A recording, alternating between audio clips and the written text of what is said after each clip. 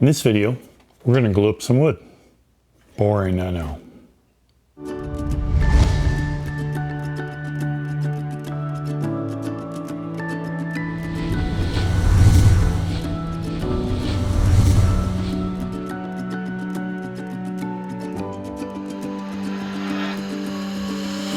Hey guys, welcome back. And for those of you who are new, welcome.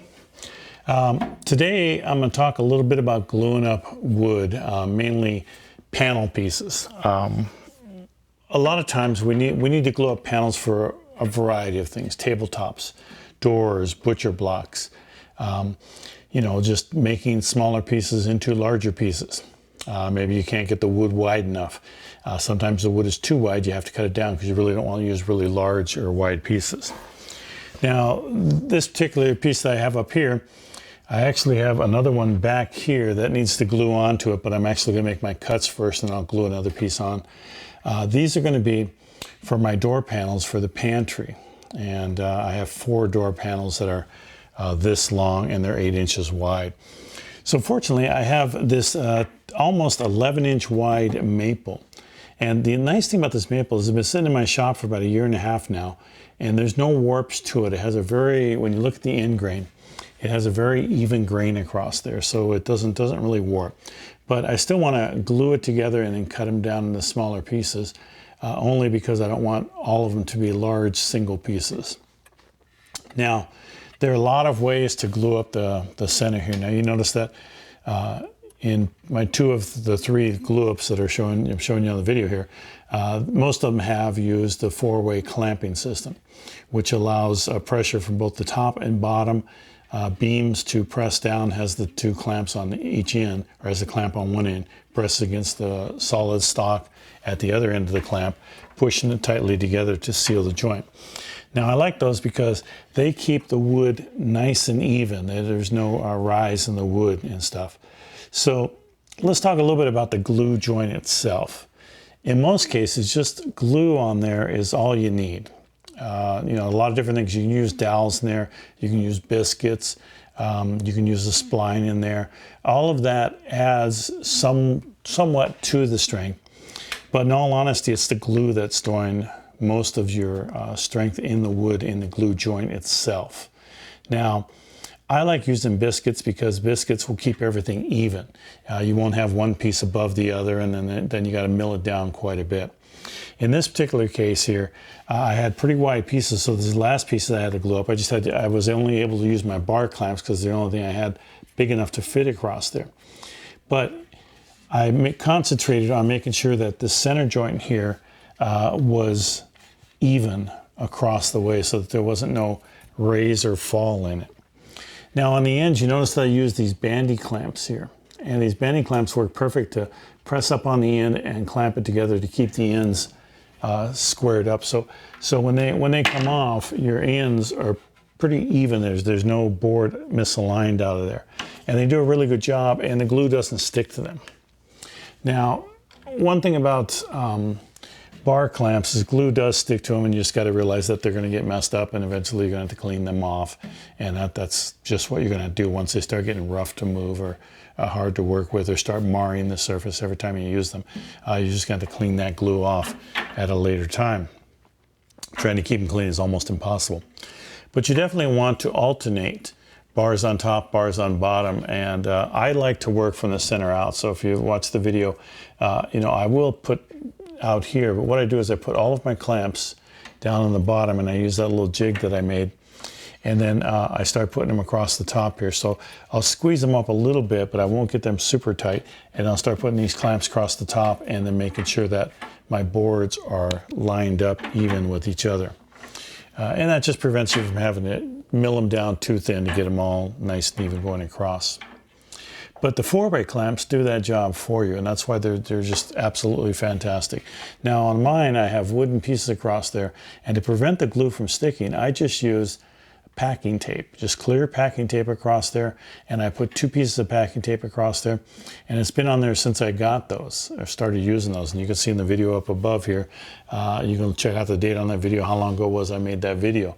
So I haven't changed the tape on that. The glue just doesn't stick to that tape, so it makes it, it's actually easier to use than these bar clamps right here. So I like using it. So anyway, back to our glue joint.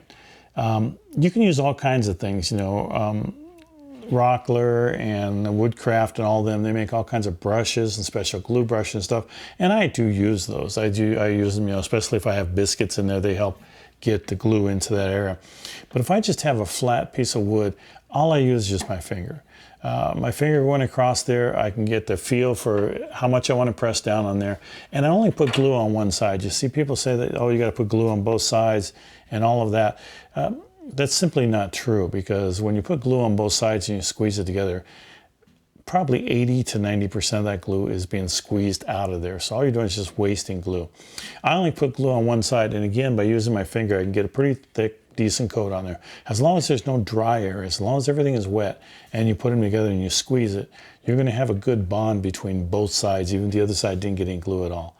Now on ingrain, that's a little bit different. That does suck it in quite a bit. So that's the part where I would recommend, if you're gluing ingrain together, like for wood turning and things like that, then I would probably use glue on both sides and then squeeze it up. When I do segment and bowls, I put glue on both sides on those when I clamp them together, because the clamping system is just not as tight as you want it to be, and you want to make sure that those don't fly apart ever. But in most cases, glue on your finger is going to work perfectly and perfectly fine. And just glue to wood and butt-to-butt joints are going to be perfectly fine most of the time. Now, when I cut these down, these are, like I said, the inside panels for my doors.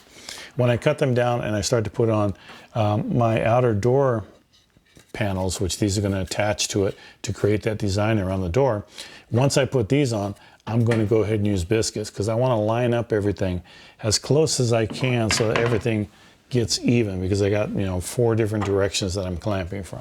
So it's no easy chore to keep everything flat. When you have board to board like this, it's not as bad keeping it flat across each other if you work from the center on out. And, you know, again, you put a bottom one, you put some bottom ones, you can tighten them down a little bit, but then you want to put the tops on. And when you put the top ones on, then you start really tightening and working your way out. And that way you make sure they're all nice and even. The other good tool to have is just a mallet of some sort. I use this dead blow hammer. I think I got this at Harbor Freight. Like, it's really a good tool to get there, because it's really cheap. And this thing has lasted me years, and I've banged all kinds of stuff. You know, I've hit all kinds of stuff with this. So it's a good tool to get from there. The other thing that I use is I like these mustard bottles for my glue. The glue doesn't stick to it. It remains open. It's got a nice wide opening here, so it's easy to get the glue out. You just twist it and it closes down. Everything's nice and tight. This one, I've tried other ones, the larger ones, but this size just seems to be perfect. You know, even if you got to use a lot of glue, I just use like 2 or 3 of these bottles. And I think it's like 97 cents for the mustard. So when I get it, I'm really wasting the mustard, I got to admit to you. I don't like mustard, so I just squeeze it all out of there, clean the bottle up, and then put my glue in there. Because I can't buy a bottle for 98 cents at the store. You know, if I want to go get a glue bottle, they're way more than that. But this is the best bottle I've found for glue. So I just wanted to touch a little bit on glue joints, gluing up your wood. I think the only other thing I might want to talk about a little bit is pressure. How much pressure you put on. When I have handles like this, I'll squeeze them tight. I mean, I won't go crazy, but I'll try and get them tight so that they're nice and tight. You don't have to get, you know, a ton of pressure, because that's just going to squeeze out everything and make your glue joint dry. But you don't want to be light with it neither. You don't want to. So like this one here, I can turn it still a little bit more, but I get it tight enough to where I know that it has a nice solid joint there and it squeezes out all the glue. And if you look here and you get glue squeeze outs where you get little droplets on top and bottom, then you got just the right amount of glue in there. And especially if it goes perfectly across the entire, you have beads across the entire joint there, then you know nothing is dry in there. So I hope that answers any questions for you on glue ups and how to apply glue, and you know what's the best way. You're going to hear all kinds of ways of doing it, and not that they're wrong, nothing wrong with them. You're more than welcome to put more glue on and waste, just to make sure, because you want to make sure that glue joint's there, and that's perfectly fine too. This just happens to be the way that I do it, and I just wanted to share it with you. So thanks for watching, and hopefully you'll hit that subscribe button so you'll be here next time. Looking forward to doing another video very soon. Take care.